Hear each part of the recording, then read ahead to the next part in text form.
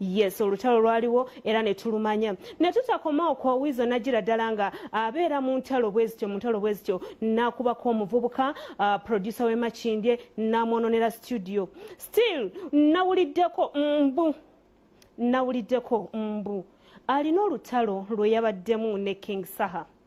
Ebikolwa bino bigenda komadi ku nsonga za Wizo oba kale ku Mayanja family kuba bwe njogera ku Wizo ogattamu yensonga lwaki bwakola omusango omukyala yavuddeyo n'anoonya maama we n'anoonya baganda be olw'ensonga nti okola ekintu kimu gwe ng'omuntu naye olwa family yo bonna oba obazingiddemu ne Chameleone avuddeyo nga abeerako mu bikolwa w'ebityo ebyokulwana ebyokukola ki kaakati tugamba nti kiki ekiri ku Mayanja family tubadde tubamanyi ng'abantu abali mu music abantu abandi badde ekyokulabirako eri abantu naye bw'otunuulira embeera kati Wizo gyatandise okubeera nga ayitamu gyatandise okubeera nga ateekawo buli muntu yeewunya n'agamba kiki kino ekigenda mu maaso kigambibwa mbu okuva radio bwe yafa Wizo teyaddamu kuddangulu teyaddamu kubeera ye ng'omuntu tugambe nti ebikolwa bino byonna bivudde lwakuba nti radio taliiwo oba lwakuba nti talina manager yensonga lwaki abeera mu swiba bwegityo anyway nga bw'omanyi nti omwana abaako ne gyasibuka wadde abamuyimbi ne bwogejja otya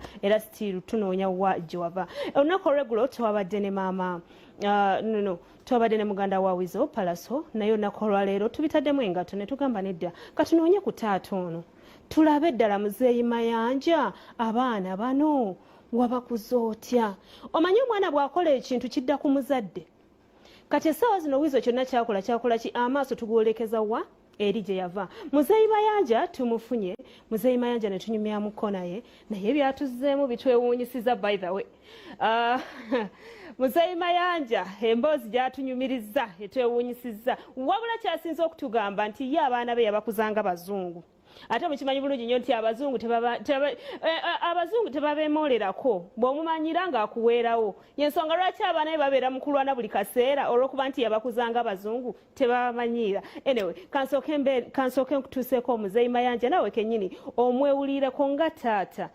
ddala yandibadde akwata atya ensonga zino ez'omwana w'okubeera nga ali mu misango ensonga y'abatabani bano kuba nti babeera nnyo mu sikando z'okulwana gwe nga taata ukyogerako ki mwali mukama wange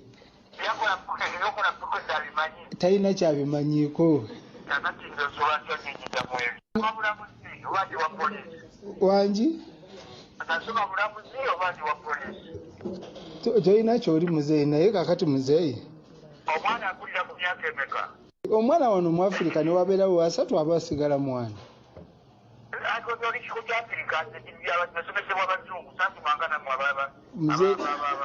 muzeeyi kati ekitegeeza naawe wabakuza mu nkola ya kizungu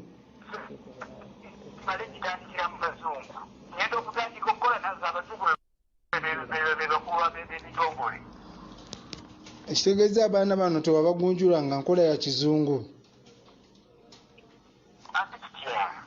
anti ogambye ku bintu bye bya kizungu muzeeyi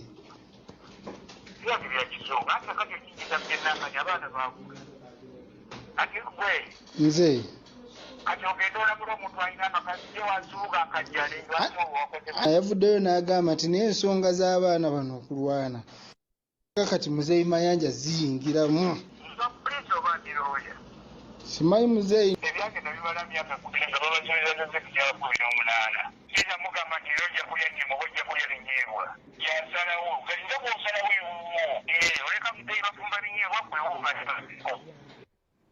Okay, ebigambo bya taata mubiwulidde bulungi nga taata agamba ye yakula amanya embeera z'abazungu omwana bw'akula abaako emyaka gy'akomako nga ye taata obuvunaanyizibwa bwe kati simanyi oba taata takyalina buvunaanyizibwa bwankomeredde ku baana bano kuba yagambye nti abaana baakula baweza dde emyaka 18 sisobola kubasalirawo ku ki kye baagala oba na kiki kye batakola mu public oba wa maka gaabwe gye babeera anyway eyo nga tuvuddeyo tukyali still ku nsonga za Wizo Manizo tutuukiridde Palaso muganda wa Wizo jjukira olunaku olweggulo twabaddeko naye ne twogerako naye ensonga tezaawedde embeera ya covid eno enyiza abantu bangi nnyo nga bw'okiwulira n'abayimbi abamu baddukidde eggulu so bwe tutuukiridde Palaso ne tunyumyamuko naye mu kwogera naye aŋŋambye nti Judy okusinziira nga bwenjogedde ne Wizo. Jjukira nti olunaku lwe yatusuubizza okufuna Wizo yayogere naye nga muganda we, then atubuulire kiki muganda we kyaba mugambye kyagenda okuba nga atuwa, era kyekyo kyengenda okuba nga nkola ki nga nkuteerako. Wizo mu byaŋŋambye aŋŋambye nti embeera ya COVID eno n'okubanga Wizo takyalina manager ng'omusajja naye azitoowererwa, ng'omusajja embeera si nnungi, kyova olaba yeekanga tempa eri waggulu, yeekanga akubye abantu. Omusajja yali amanyidde okubeeramu n'obukadde obusatu mu nsawo, takyalina. Eno Sekawere, eno azaala, omwana alwala, pampa, biki embeera nga we mugimanyi nammwe. Kati omuntu bw'ava eri n'amuggyako aba alina kukola ki? Aba alina kubeera nga reactinga mu mbeera etali nnungi. Wizo Palaso bw'atyo bw'ayogedde ku nsonga za muganda we. Naye kyembuuza, abayimbi bano Good Life emabegako nga nzijukira bulungi, waliwo radio we yafiira, waliwo ebyobugagga bye baali bakoze bonga ababiri, tugeze oba ennyumba z'abapangisa, tugeze ki kyeŋŋamba nti Wizo talina kintu kyayinza kubeera nga ajjamuko ku ssente ne bw'aba nga tatunuulidde music ono, oba atunuulidde music yeka nga talina kintu kyonna kiyinza mubeererawo. Kyova olaba atuuka ku kisenge n'abeera bw'ati, oba n'okuba nga tali ku kisenge nga ffe bwe tulowooza nga just muntu ze mbeera ze. Kansooke nkuwe muganda we Palaso. Cyrus muganda wa Wizo. Cyrus ne Wizo beemanyi okusinga gwe bomanyi Cyrus ne Wizo. Bamanyi bingi by'otayinza kumanya. So si kirungi buli omu kudivinga in kusaamu kiki oba kujjamu kiki oba kitya. Bali ba Luganda aba. Ninze kyenyinza okugamba embeera ya COVID eno enyigiriza nnyo abantu. Ojja tuuka mu bantu abamu ng'olowooza yoli gwe wali omanyi nga yakyuka, embeera tebadde nnyangu. Tetupapa kusalira bantu misango, bantu bannaffe tebali bulungi bangi. Cyrus tali mu mbeera esembayo okuba obulungi, ne Wizo naye ng'omuyimbi eyava ku stage yafiirwa ne muganda we naye tali mu mbeera esinga okuba ki. Ne Cyrus naye ali ne boosi we, alaba boosi we takyafuna nga luli, atandise omuyisaamu amaaso. Studio wafiirwa ebyuma byali bya ssente nga mmeka? Munnaye ebyuma byali bya ssente nnyingi, okugase ne data w'abayimbi, kuba nali sikolera bo bokka, nali nkolera abayimbi abalala. Era nasanga ekizibu ky'amaanyi, n'ennyimba ze naddamu ati n'okusita omuntu nga tasasudde wabula akubanja oluyimba, noba nga tolina ngeri gy'okola ki gy'omusasulamu wabula ng'olina kuddamu kukola luyimba lwe. Genda olaba nga obudde bungi nzunga ne ngenda ku poliisi ne ntuulayo kumpi lunaku lulamba, simanya genda mu ofiisi gindi, genda wano. Ne ndaba nga ate obudde bwe naalikozeemu ebirala ate ndi bumalira ku poliisi nga ate tebagenda kunsasula, sigenda n'ensalawo nze nga nze ne ŋŋamba kanti kino kankitwale nti nguze emmotoka mbadde ngivuga negwa ku kabenje neggwawo. Egamba tulaga kifaananyi kibi eri eggwanga, eriyo omuntu eyali yagadde okujoininga music naye munnaye n'atya olw'okuba embeera gy'alaba buli ssaawa kutuga mu kuyomba, ono agira oli, ono akwata oli. Okay, ensonga muziwulidde bulungi nnyo. Oyo ye producer Wizo gwe yakuba n'ayononera studio.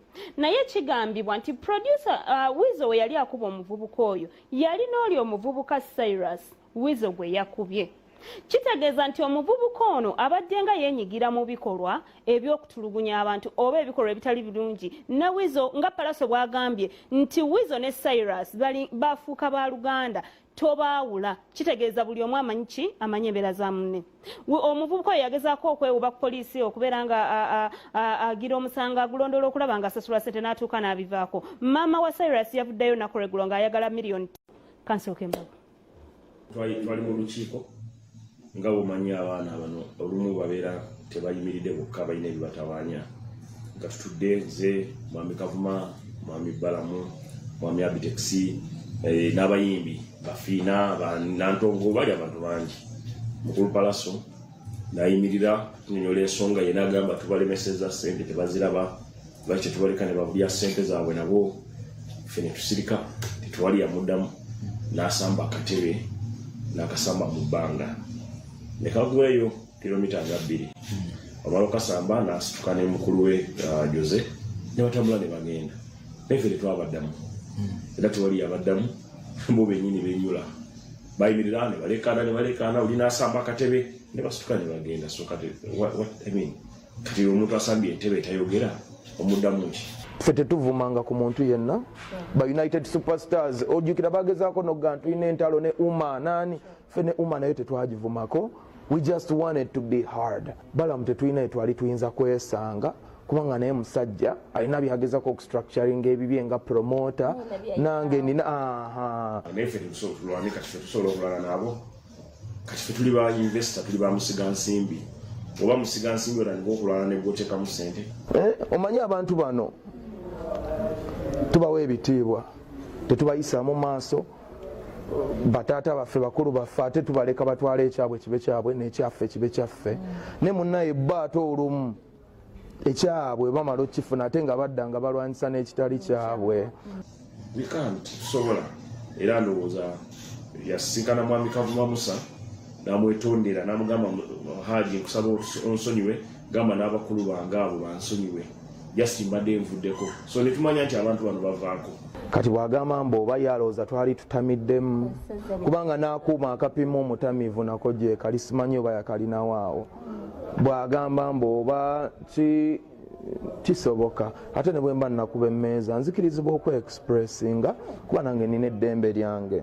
Bano abantu betubeeramu bavaako. So omuntu watemba okuvaako n'akomawo, n'avaako n'akomawo. So industry ngibaddemu emyaka mingi. So sikitwala ng'ekikulu. Taata neyanziza okunsonyiwa naye nange nkusonyiye olw'ebyo bye wayogera ku banno eri minisita ebyali tebikusuubirwamu. Bannange kiri eggulu. Eggulu ye wagenda abayimbi nga we mugenze ttiimu oli n'asituka mu maaso ga gino n'agamba oyo simumanyi simulabanganako. Naye ng'omuntu awangadde naye emyaka 10 oba ki ekiri eggulu?